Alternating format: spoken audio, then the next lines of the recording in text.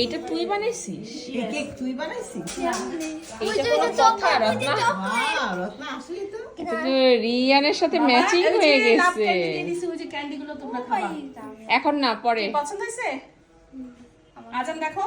হ্যাঁ হ্যাঁ বের করবো? না এখন না বাবা, একটু পরে। যাই নাই এখনো, দেখতে সুন্দর। তুই বানাইছিস? ক্যান্ডিগুলো খেয়ে দেখি এক্সপার্ট হয়ে গেছে এখন ও দোকান বাস, আমি আর কেকের অর্ডার দেওয়ার আমি একটা কেক দেওয়াই যাব না মোবাইল নাও চেষ্টা হেল্প করো খুলতে তোমরা। ওইটা পরে খোলা তুমি কি এগুলো কি বাণিজ্য হলে টানছো? কিভাবে ম্যাচিং হয়ে গেল আজকে রিয়ানের টিমের সাথে সব ম্যাচিং হয়ে গেছে। তাহলে সে দুইটা দুই রকম হয়েছে আস্তে তো ভেঙে যাবে দাঁড়াও এই খুলে একটু খুলে একটু খুলে এই যে হাতে হাতে লাগবে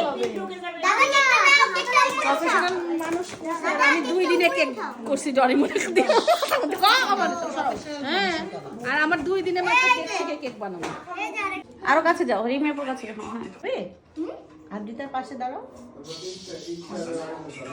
ও আবার মাপে জাপানি আন্টি কেক বানাইছে আবার। হ্যাঁ রিয়ান এবার অনেক কেক কাটবে হ্যাঁ,